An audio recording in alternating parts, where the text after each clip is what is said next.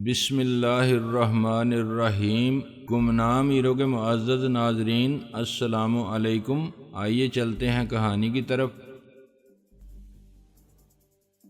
یار یہ کوٹھی بیچ کے کسی چھوٹے گھر میں منتقل کیوں نہیں ہو جاتے، کسی چھوٹے لوگوں کی بستی میں جہاں میل ملاپ زیادہ ہوتا ہے، پڑوسی اور محلے دار ایک دوسرے کا زیادہ خیال رکھتے ہیں۔ میں نے کہا ساری عمر کی عادتیں اب فطرت کا حصہ بن گئی ہیں، پھر اسے ایک جھوٹی آس ہے کہ بچے لوٹ کر آئیں گے تو انہیں رہنے کے لیے اچھی جگہ چاہیے۔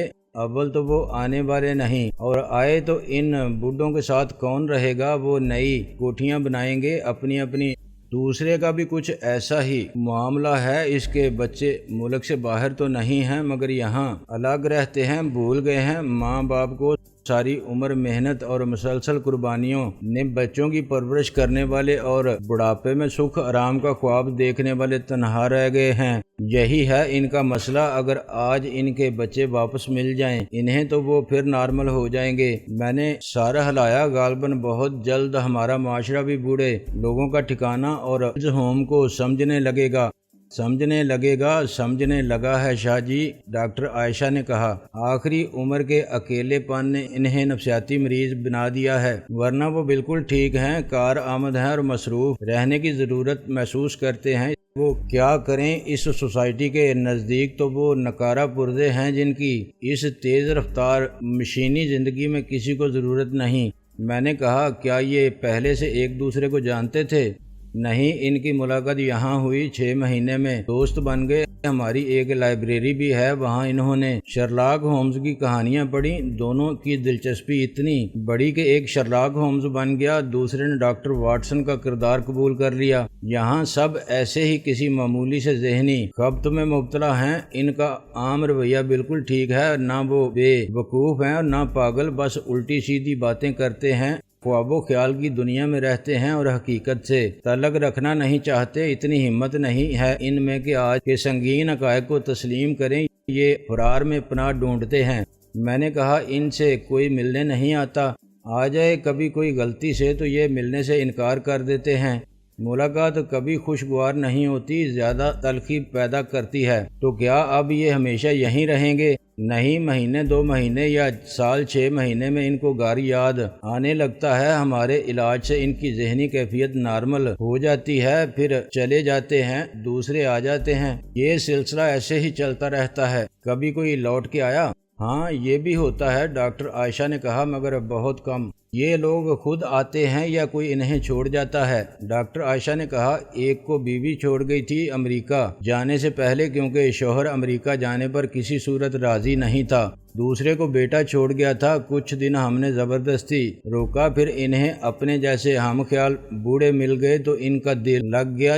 یہ خیال ضرور رکھنا پڑتا ہے کہ وہ بھاگ نہ جائیں، وہ خود بھی سمجھتے ہیں کہ یہاں رہنا ان کی مجبوری ہے۔ میں نے کہا ان کے اخراجات کون ادا کرتا ہے، عزیز و کارب یا وہ خود؟ ڈاکٹر عائشہ نے کہا، کیا اس صورتحال کے ذمہ دار یہ خود نہیں ہیں؟ ڈاکٹر عائشہ نے اقرار میں سر ہلایا۔ بالکل ٹھیک کہا آپ نے، یہ لوگ ایڈجسٹ کرنا نہیں جانتے، ان کے رویے لچک نہیں ہے ان کی سوچ میں۔ اس کے علاوہ یہ لوگ خود غرض اور خود پرست ہیں۔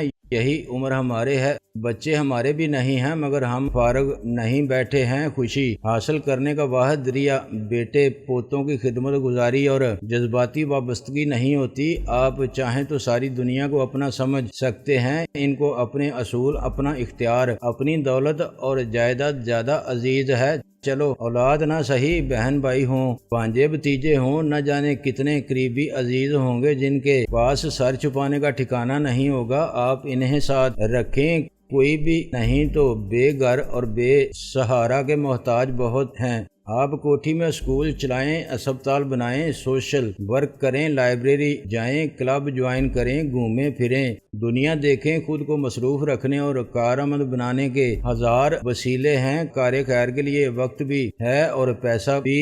خدمت خلق کر کے آپ کو ثواب کتنا ملتا ہے اور خوشی کتنی ملتی ہے، کیا آپ کو دیکھ کر خود کوئی یہ بات نہیں سمجھتا؟ اور آپ یہ سب انہیں سمجھانے کی کوشش کیوں نہیں کرتی؟ میں نے کہا شاہ جی ہم بھی کرتے ہیں، بہت مغز کھپاتے ہیں، یہ بات سمجھاتے ہیں کہ وہ اپنا لائف سٹائل اور اپنی سوچ بدلیں، لیکن اس عمر میں سوچ بھی ایک خشک ٹہنی کی طرح ہو جاتی ہے، موڑنے کی کوشش سے ٹوٹ سکتی ہے، مڑ نہیں سکتی۔ صرف ایک آدمی نے یہ نقطہ سمجھ لیا تھا کہ اب لینا نہیں دینا سیکھ لینا چاہیے، کیونکہ جان دینے کا وقت بھی قریب آ رہا ہے۔ دنیا سے توقعات رکھنا لا حاصل ہے، خود کو دنیا کی توقعات پر پورا اترنے کے قابل بنانا چاہیے۔ وہ اب دن رات اسپتالوں میں پھرتا ہے، نادار مریضوں کی مدد کرتا ہے، جن سے کوئی ملنے نہیں آتا ان سے باتیں کرتا ہے، انہیں رسالے، کتاب، پھل اور دعائیں پہنچاتا ہے، کوئی اس کا نام تک نہیں جانتا، روز اپنی گاڑی میں سامان بھر کے لے جاتا ہے، اور گاڑی خالی ہو تو کبھی مریض کو لے جا رہا ہے تو کبھی تیمارداروں کو۔ رات تک اتنا تھک جاتا ہے کہ گھوڑے بیچ کے سکون سے سوتا ہے، اس کی صحت بھی بہت اچھی ہو گئی ہے اور وہ خوش بھی بہت ہے۔ ہاں ایک اور ہے، اس نے خود کو دین کے لیے وقف کر دیا ہے، وہ بھی بہت پرسکون اور مطمئن ہے۔ ساری انسانیت سے رشتہ جوڑ لینے کے بعد آپ کو خون کے محدود رشتوں سے محرومی کا خیال تک نہیں آ سکتا۔ یو آر ویری رائٹ، میں نے گھڑی دیکھ کے کہا، ایسا وقت مجھ پر آیا تو میں بھی یہی کروں گا، آپ نے قبل از وقت ہی سب سمجھا دیا ہے مجھے۔ ڈاکٹر عائشہ نے میرے کندھے پر تھپکی دی، تم پر نہیں آئے گا ایسا وقت، مجھے معلوم ہے تمہاری ٹائپ یہ نہیں ہے۔ میں نے شبنم کی طرف دیکھا، یہ تو سو رہی ہے، تم جانا چاہتے ہو نا، جاؤ، لیکن تم نے وعدہ کیا تھا واپس آؤ گے۔ میں نے کہا میں پوری کوشش کروں گا کہ رات کو اس کے جاگنے سے پہلے ہی لوٹ آؤں، آپ کی باتیں بہت دلچسپ تھیں، اس میں کافی وقت گزر گیا۔ ڈاکٹر عائشہ میرے ساتھ چلنے لگیں، کس سے ہو رہی ہے تمہاری بہن کی شادی؟ میں نے ایک ٹھنڈی سانس لی، وہ میرا سب سے عزیز دوست تھا، ڈاکٹر فاروقی تھا، کیا مطلب بہنوئی ہو گیا تو دوست نہیں رہے گا؟ میں نے کہا یہی مطلب تھا، میرا رشتے کی نوعیت بدل گئی ہے۔ ایسا لگتا ہے کہ تمہیں بہت دکھ ہے بہن سے جدا ہونے کا، حالانکہ یہ خوشی کا موقع ہے۔ لڑکیاں رخصت ہو کے غیروں کے گھر جاتی ہیں، باہر دوسرے شہروں یا ملکوں میں ہوں تو ان کی جدائی محسوس ہوتی ہے، یہاں تو ایسی کوئی بات نہیں، تمہیں تو زیادہ خوش ہونا چاہیے۔ میں ڈاکٹر عائشہ کو کیا بتاتا کہ میرا اصل دکھ کیا ہے۔ نیچے لاؤنج میں ایک اینک والا پروفیسر ٹائپ شخص اور ابو بکر آزاد فضول قسم کی بحث میں الجھے ہوئے تھے۔ پروفیسر اپنے دلائل سے ثابت کر چکا تھا کہ مرغی نہیں پہلے انڈا پیدا ہوا تھا، آزاد صاحب کا موقف اس کے برعکس تھا۔ آزاد صاحب نے کہا، کب سے دیکھ رہے ہیں بھائی؟ جب سے ہوش سنبھالا ہے تب سے دیکھ رہے ہیں۔ پروفیسر نے یقین سے کہا، یعنی تم اور کچھ نہیں کرتے، بس یہی دیکھتے رہتے ہو ہر وقت؟ لا حول ولا قوت۔ آزاد صاحب جزبز ہو کے بولے، ہمارا مطلب یہ تھا کہ گویا کہ بات ہے مشاہدے اور تجربے کی، آپ خود بھی کسی مرغی خانے میں بقلم خود جا کے دیکھ سکتے ہیں کہ انڈے کسی مشین سے نہیں بنتے۔ ہم جائیں مرغی کے مرغی خانے، اسے کیوں نہ بلا لیں اپنے غریب خانے پر؟ پروفیسر سوچ کے بولا، معلوم ہو جائے گی حقیقت۔ آزاد صاحب نے سر پکڑ لیا، بالکل معلوم ہو جائے گا، مرغی ہی انڈے دیتی ہے اور مرغی ہی انڈوں پر وہ رکھتی ہے، گویا تشریف تو انڈوں میں سے مزید مرغیاں اور مرغے برآمد ہوتے ہیں، اس سے تو کچھ ثابت نہیں ہوتا۔ یہ ہوتا ہے کہ انڈا ہے پروڈکٹ اور مرغی ہے پروڈیوسر، جیسے اپنی فلم کا پروڈیوسر ہوتا ہے، وہ نہ ہو تو فلم کیسے بن سکتی ہے؟ پروفیسر نے نفی میں سر ہلایا، بات آج کی نہیں ہو رہی جناب، سوال یہ ہے کہ دستے قدرت نے پہلے کسے تخلیق کیا تھا، مرغی کو یا انڈے کو؟ یہ آپ مانتے ہیں کہ تخلیق کائنات کے عمل میں منطقی جواز ہے؟ بالکل ہے، نظام کائنات ایک سائنسی کرشمہ ہے جس کی توضیح عقل سے کی جا سکتی ہے، ریاضی کے فارمولے کی طرح۔ پروفیسر نے خوش ہو کے کہا، اللہ آپ کا بھلا کرے، یہی میں بھی سمجھانا چاہتا تھا، آپ ذرا انڈے کی ساخت پر غور کریں۔ انڈا دیکھا ہے آپ نے؟ کمال کرتے ہیں آپ، انڈا بھی کوئی دیکھنے کی چیز ہے گویا؟ پروفیسر نے اپنی بات جاری رکھی، انڈا مشتمل ہے صرف 3 اجزاء پر، زردی، سفیدی اور بیرونی خول۔ اس کے برعکس مرغی کے ڈیزائن پر غور فرمائیے، اس کے پنجوں سے چونچ تک کتنے اعضاء ہیں، اس کے جسم میں کتنی ہڈیاں ہیں اور جوڑ ہیں، اس کے پروں کو شمار کیجئے، اس کے اعضائے رئیسہ پوشیدہ کو دیکھیے، دل، گردے اور نظام ہضم کے علاوہ مرغی کے اندر ایک مشین بھی نصب ہے، انتہائی پیچیدہ مشین۔ آزاد صاحب نے کہا، ہاں، انڈے بنانے کی مشین۔ پروفیسر بولا، اب آپ بتائیے کہ منطقی اعتبار سے دستے قدرت کے لیے کیا آسان تھا، انڈا بنانا یا مرغی بنانا؟ دستے قدرت کے لیے کچھ بھی مشکل نہیں تھا۔ آزاد صاحب نے گویا اپنے عقیدے کا اعلان کیا، مگر مرغی کے مقابلے میں انڈا آسان تھا۔ جب قدرت انسان کو تخلیق کر سکتی ہے جو اشرف المخلوقات ہے گویا، تو مرغی کیا چیز ہے؟ آزاد صاحب نے اس دلیل کو تسلیم کرنے سے صاف انکار کر دیا۔ مرغی آپ سے زیادہ پیچیدہ اور عظیم ہے۔ مرغی انڈے دے سکتی ہے، آپ دے سکتے ہیں؟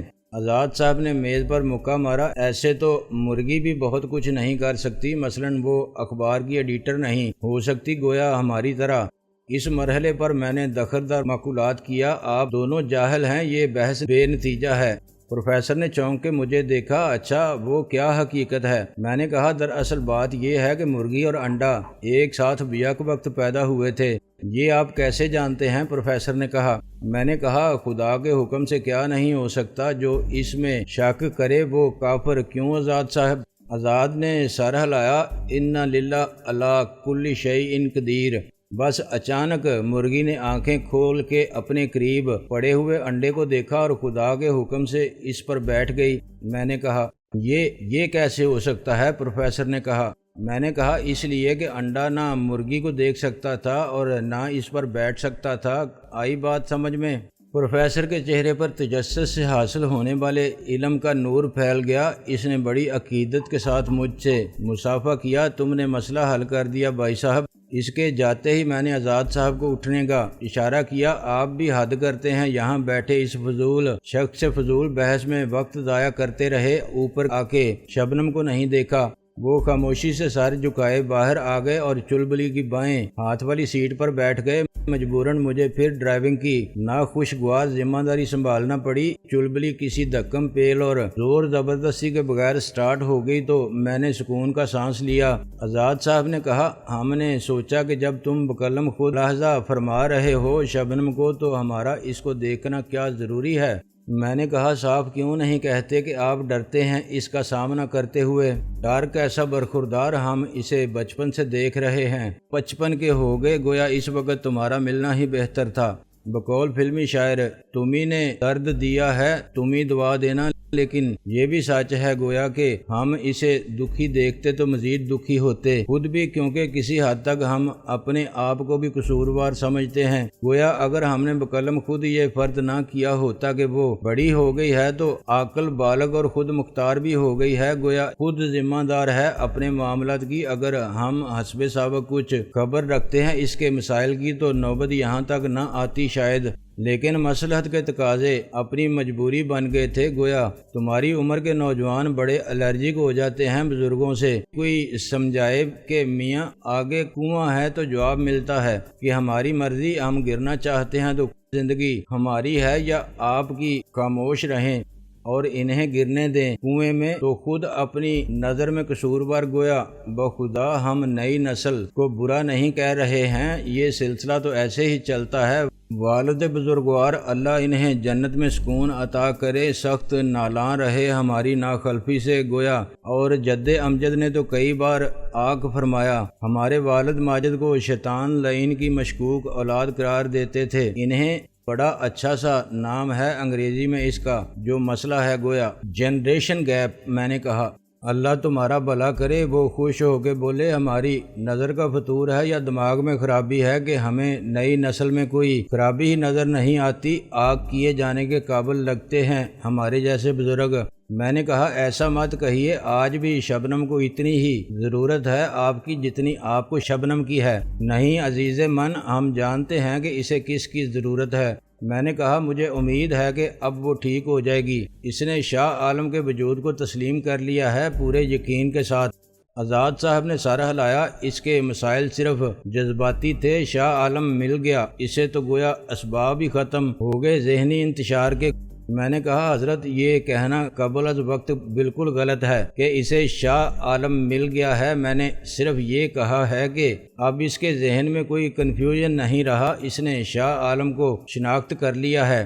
انہوں نے جیسے اپنے آپ سے سوال کیا، یعنی شاہ عالم کو ابھی دیر لگے گی، گویا شبنم کو شناخت کرنے میں خیر دیر آئید درست آئید، سوائے اخبار کے اور پہلے بچے کے وہ جلدی آنا چاہیے۔ میں نے چلبلی کو آزاد صاحب کے دفتر کے سامنے روکنے کی کوشش کی مگر وہ سیدھی چلتی گئی۔ میں نے گھبرا کے کہا آزاد صاحب اس کے تو بریک فیل ہو گئے ہیں۔